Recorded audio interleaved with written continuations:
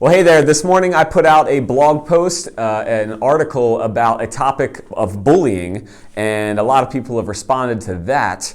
It's a topic that was placed on my heart first thing in the morning. As soon as I woke up, that word was on my mind, it was on my heart, and I knew I needed to share a little bit about this because over the past 2 years, despite bullying escalating and getting even worse, exponentially worse, there's been something else overshadowing it and taking the headlines. So I wanted to share with you guys a little bit about this topic today and share with you the uncommon approach that we've chosen to take at PFP as coaches that's worked really, really well. Because back in 2014, when we first started as an organization, we thought we were going to be an athletic development business, but we quickly found out that we were being called to take a stand against bigger issues. The issue of getting faster and stronger is honestly, in comparison, it's a small issue and it's very easy to solve. If you can get a person to train 2 to 4 days a week when they're, when they're out of season, and then, stick with 1 day a week in season, it's just a matter of time before you get faster and stronger, and voila, that problem is solved. But these other issues, bullying being one of them, we just knew we were called to be an organization that takes a stand against the bigger issues, the harder to tackle ones. So what we've done over the years is we've come up with 3 ways to help with bullying. Bullying is one of those things that it's not going away. The benefits that a bully gets, the bucket filling that it does for a bully, it's so addicting and intoxicating that honestly, as much of an optimist as I am, it's not going to go away. It's so easy, right? For a bully to feel in control and certain that they can get what they want and get what they need, which is a power trip, which is a feeling of being inferior, which is a feeling of control. To get that, it's so easy and it's so readily available to middle schoolers, high schoolers, even elementary schoolers. It doesn't really even stop in school, if we're honest. It carries all the way up through work environments and whatnot, and in families.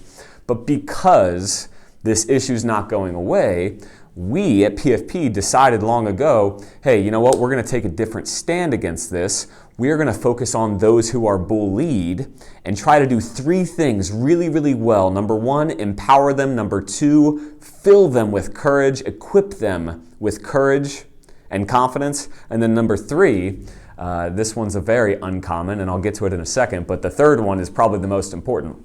So just to touch on these real quick, the first one, the first solution to being bullied is to empower a young man or woman, which is, to us, it means giving them the power that comes from knowing who you are, your worth and your value, and that you are in control. Because when you're being bullied, you feel so out of control, it's sad. I was bullied in 7th grade. 3 skater kids, tormented me for months, 3 to 4 months. I love gym and I love athletics, and I avoided gym class. I wouldn't even go to gym class because the pain of being bullied by them became so great. So I understand what it's like to be bullied, but if back then I would have been empowered by a coach or somebody that was able to look me in the eyes, ask me, who am I? What are my strengths? Why do I matter? Whose opinion of me actually matters? If I were to be empowered with that and then to know that I was in control, like serious control of my response to a bully, that would have changed everything for me. So that's what we do here at PFP. We empower young men and women by helping them to understand, again, who they are, why they matter, their worth, whose opinion of them actually matters, and help them to form an opinion of themselves that's empowering, and then ultimately to give them that feeling of knowing that they're in control of their response. And we've got different ways we go about that. The second thing that we do with our students here at PFP that is an incredible way to be proactive and kind of preemptive in your defense against bullying is to equip them with courage and confidence. How do you do that? I believe one of the greatest defenses to bullying is that, understanding one act of courage at a time is how you get through bullying faster. It's not going to be the easiest route. Let's be honest. If you run away from the bully, physically and mentally and emotionally, and you run away from the problem and try to avoid it and shut down, that's a great short-term solution to feel good in the moment, but a long-term solution to stay miserable and to lose your feeling of control and autonomy. But if you stand up to the bully with courage, and I'm not a proponent of physical violence unless you're, protecting yourself from physical harm, and you have to. But what I am saying is looking that bully in the eye and saying to them, and knowing, right? You know who you are, you're already empowered, and then saying to them, you can do this all you want, but I know the truth, and that is you've got something wrong with you. You've got pain. And man, when you take those small acts of courage because you've been empowered first, and then you do those courageous acts, that fills you with confidence over time. Confidence doesn't come first. The courageous acts come first. And then you get filled with that confidence. And sometimes, to be honest, courage, it does look like walking away, right? That is definitely appropriate at times. But we and I have always encouraged kids to ask themselves, what would a bold, courageous person do in this moment? Sometimes it's walking away, sometimes it's leaning in. And then that leads us to the third one, the one that I usually get people, they look at me with like I've got three eyes on this one. But my mission is to fill kids with empathy. Have them filled with empathy so that they genuinely understand and know and can feel the pain that bully feels every single day of their life. When they go to bed at night, when they wake up the next day, they're in pain because the only reason somebody would ever bully somebody else is because they have some serious stuff going on in their life.